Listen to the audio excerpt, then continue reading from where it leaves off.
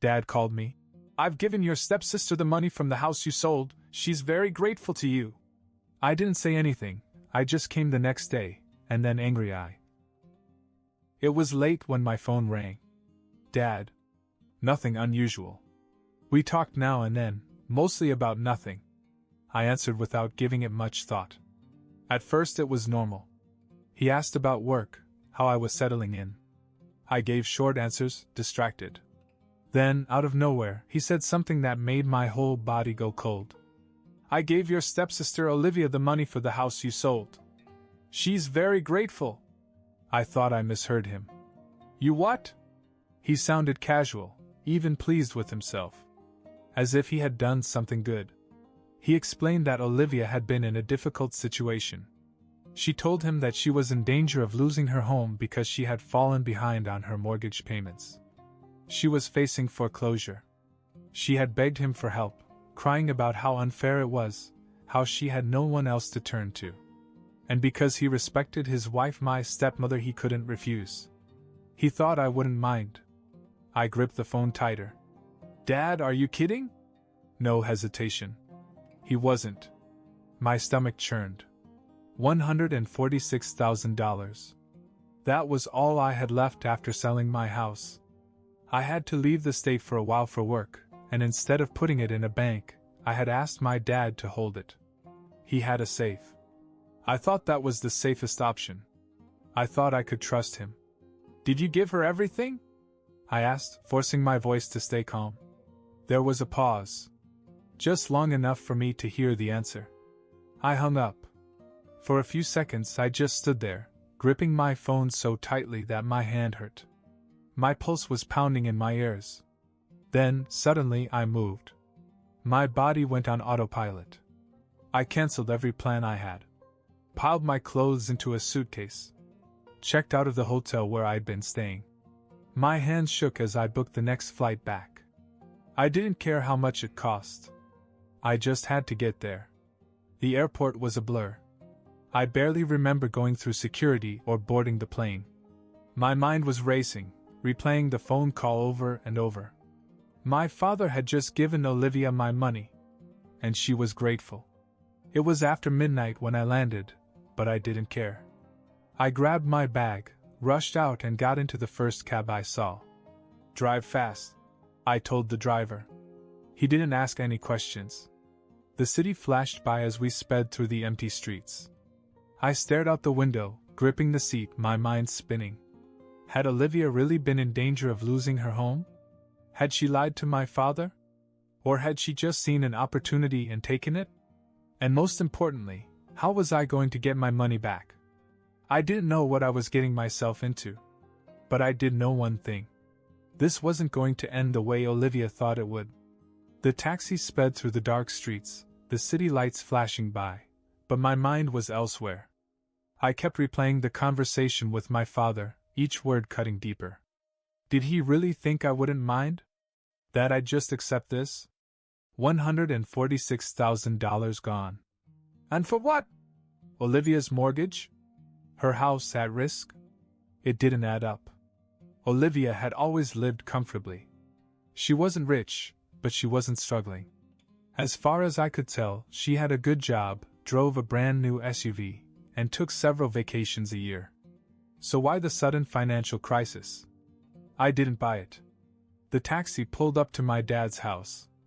I threw some cash at the driver and jumped out before he could count it. My heart was pounding as I walked to the door and rang. Nothing. I rang it again. And again. Then I knocked hard. A few seconds later, the porch light came on. The door opened and my father stood there, his face pale, his eyes red as if he hadn't slept. He looked startled to see me, as if he hadn't expected me to actually come back. "William, what are you doing here?" I pushed past him and stepped inside. "Where is she?" Dad slowly closed the door and rubbed his forehead. "She's not here." I turned to face him. "So where is she?" He hesitated. "Don't lie to me, Dad." His shoulders slumped. I don't know. She left town." My stomach dropped. "Left town?" He nodded, avoiding my eyes. Right after I gave her the money. She said she needed to clear her head for a while. She didn't say where she was going. I felt my hands clench into fists. She was running. I took a deep breath, trying to stay calm, but then something else hit me. If Olivia had taken off, what about my stepmother? Where's your wife? I asked. Another pause.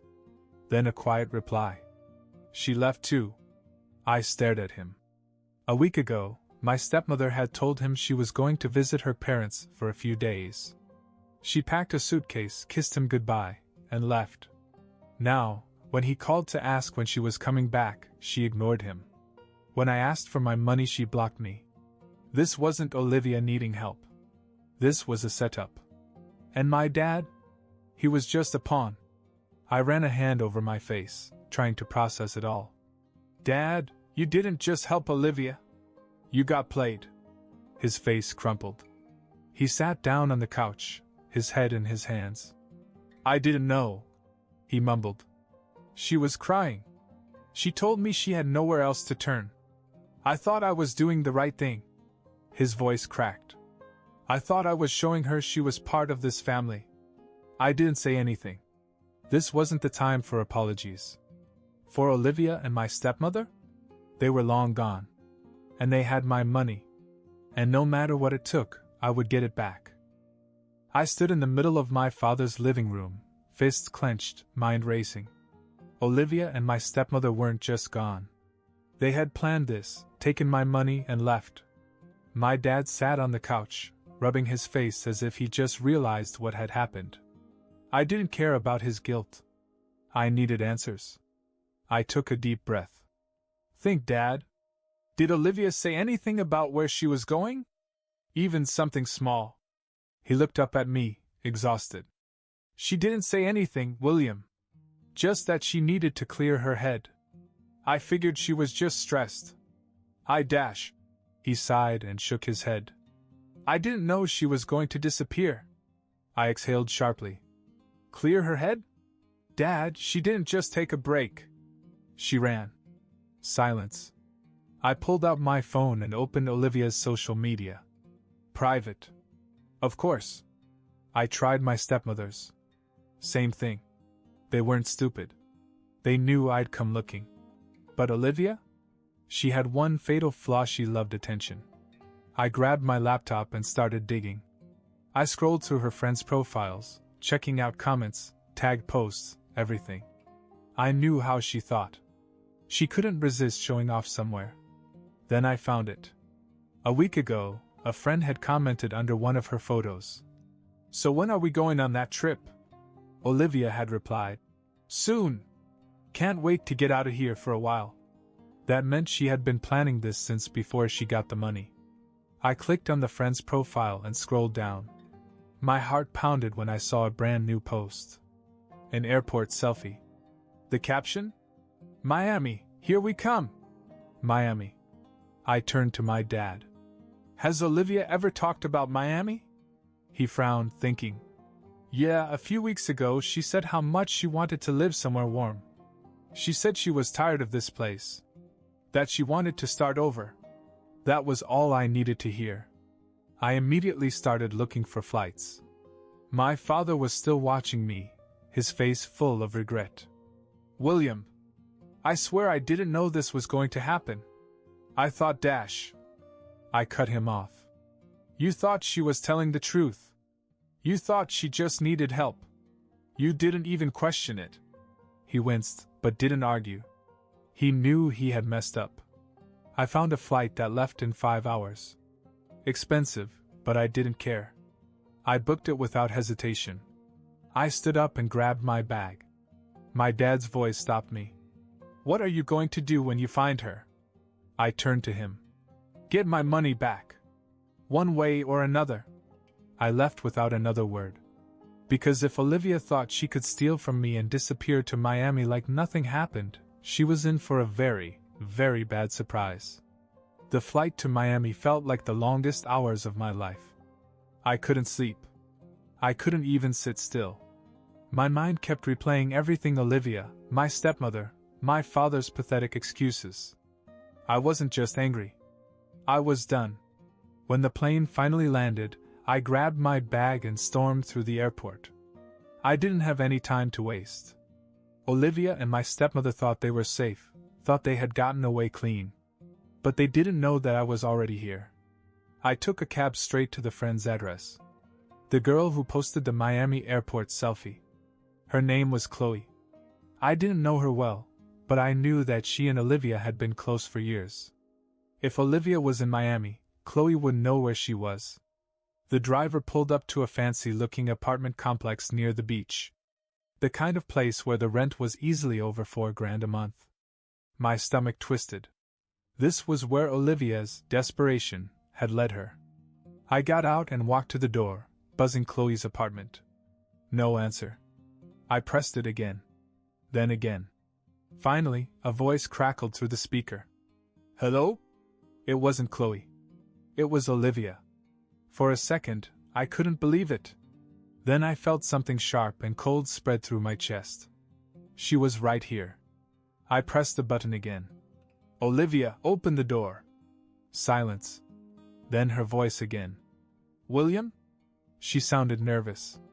Yes. Open the door. More silence. Then the intercom cut off. I took a step back, my hands clenching into fists. She wasn't going to let me in. She thought she could just ignore me and I'd go away. Not happening. I walked around the side of the building, looking for another entrance. There was a gated side entrance for residents. As I stood there, debating whether to wait for someone to come out so I could sneak in, my phone buzzed. A message. From Olivia. I can't talk right now. Please just go home. This isn't what you think. I stared at the screen. Not what I think. I typed back. You stole my money and ran away. I don't care what excuse you have. We're talking. Now. No reply. I was about to call when something caught my eye, a car pulling up to the building. A sleek black Mercedes. Expensive. Too expensive for Chloe. And then my stepmother got out. My stomach twisted in anger. She was dressed like she didn't care.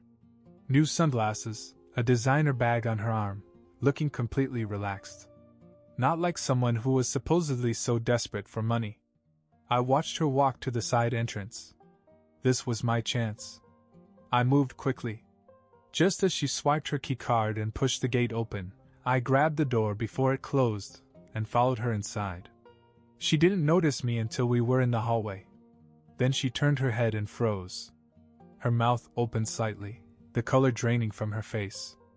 William Dash. I stepped closer. Surprised? She swallowed hard, clutching her bag as if she thought I was going to snatch it from her hands. What are you doing here? I let out a small laugh.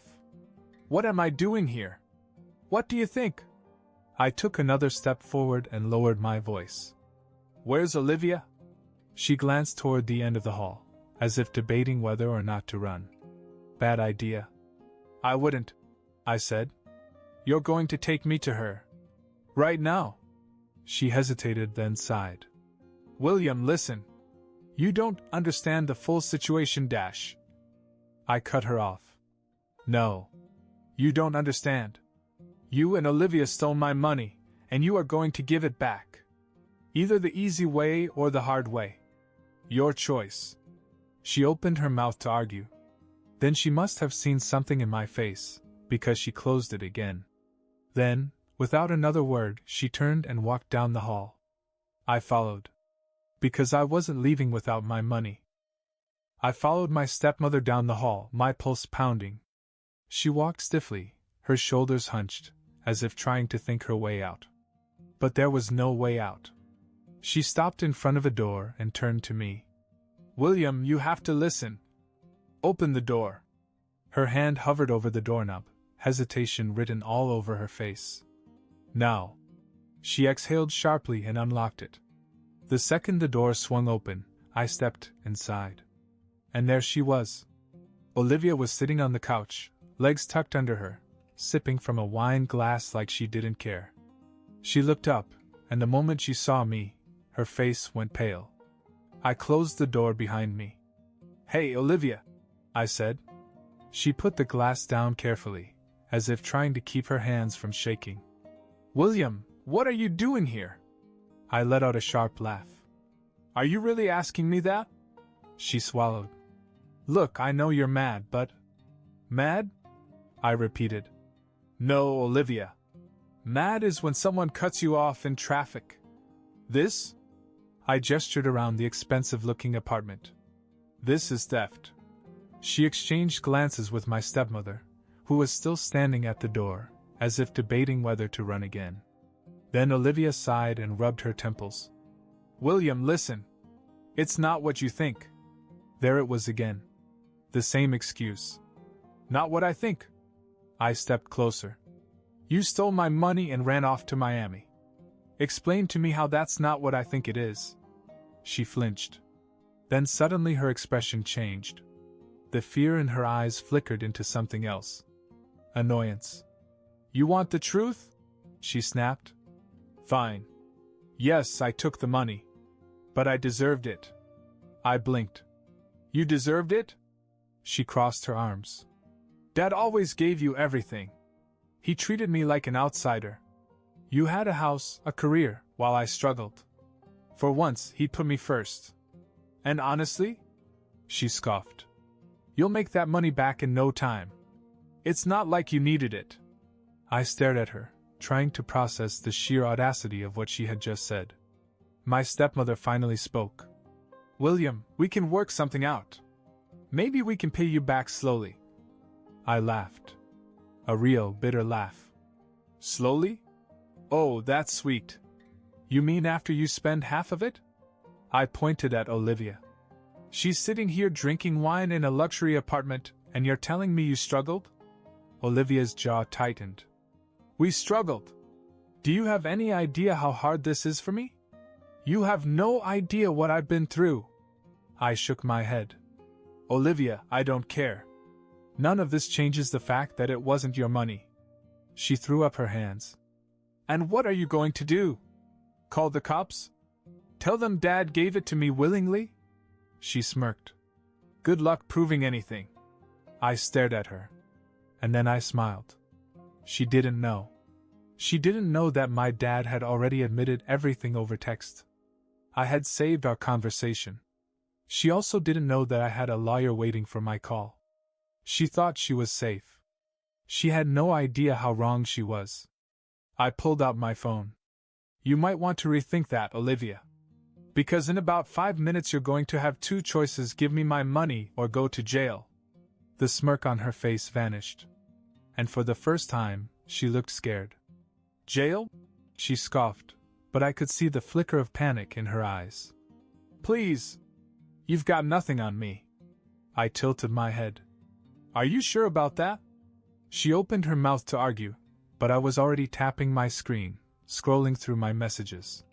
Then I turned the phone around and held it up for her to see. A text conversation. Between me and Dad. And right there, in plain words, was his confession.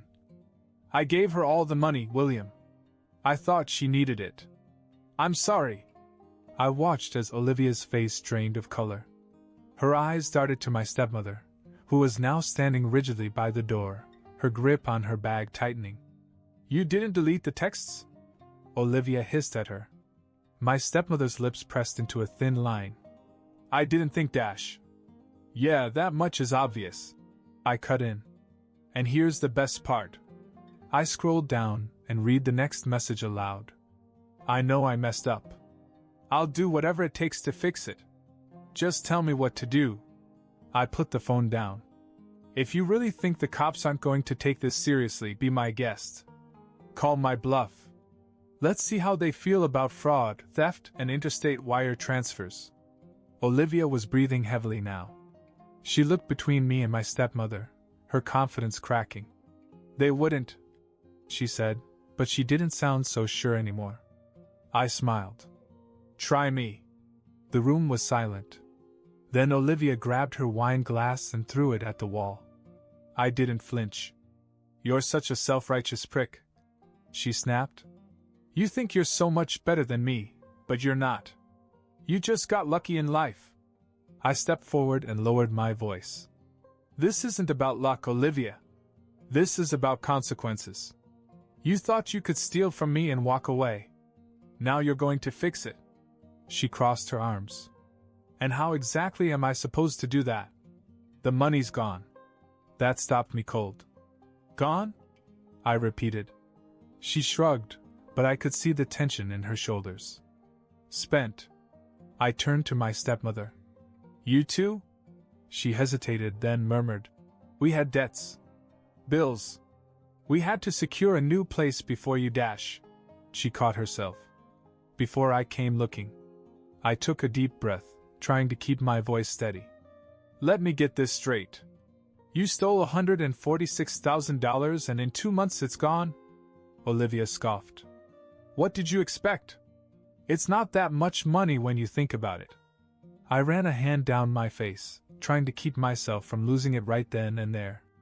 You spent my money and now you tell me there's nothing left? She shrugged. What do you want me to do, William? Pull it out of thin air? I stared at her. Then an idea hit me. You still have the car, right? I asked. Her face twitched. What? Your car. The new SUV you were driving before you left town. You still have it? She didn't answer. I turned to my stepmother. And you? The designer bag you came in with? The jewelry? The new apartment? I gestured around. You didn't pay for any of that with your own money, did you? They both remained silent. Good, I said. Because you're going to sell every single thing you bought with my money. And you're going to pay me back. Every cent. Olivia laughed bitterly. And if I don't? I leaned forward and lowered my voice. Then I'll make sure you and your mother spend the next 5 years explaining yourselves to a judge. For the first time, Olivia actually looked scared. And I wasn't bluffing. Olivia stared at me, breathing heavily. My stepmother looked even worse. Her face had gone pale, her hands gripping the edge of the counter, as if she might collapse. They knew I wasn't bluffing. I pulled out my phone again, this time scrolling through my contacts. You have 24 hours. I said. Either I start seeing my money or my lawyer makes some calls. Olivia clenched her jaw. This is blackmail. I laughed. No, Olivia. This is justice. I turned and headed for the door. I didn't have to say anything more. They knew I meant it. I spent the night in a hotel waiting. I didn't expect them to come up with the full amount, but I wanted them to feel the pressure. Olivia and my stepmother had been smug when they thought they were untouchable. I wanted them to sweat. And then the most incredible thing happened. The next afternoon my phone rang. It was Olivia. Her voice was flat, unemotional. Come back to the apartment. We have your money. I almost didn't believe her. I showed up an hour later, and there it was, a cashier's check for every last cent. $146,000. Plus $5,000 on top. For your trouble. Olivia muttered. I looked at them both. They looked exhausted, defeated. Where did you even get that? I asked. My stepmother didn't answer. Olivia just stared. It didn't matter. The money had come out of nowhere. Maybe they had savings. Maybe they had begged or borrowed from someone. Maybe Olivia sold the damn car overnight. I didn't care. I had what was mine. I took the check, nodded once, and left. No goodbyes. No second chances. When I got back to my dad's house, he was standing at the door waiting for me. When he saw me, his shoulders slumped in relief. You got it? He asked. I held up the check. Every cent. He swallowed hard. William, I dash. I shook my head. Don't. I don't need an apology. He hesitated. But you do forgive me? I thought for a second. I do. And I meant it. He had been manipulated. He wasn't a bad person, just too trusting. But then I looked him in the eye and said, but I won't trust you like that anymore. His face fell, but he nodded. I understand. And that was it. I put the money in the bank the next day, where it should have been in the first place. As for Olivia and my stepmother? I never spoke to them again.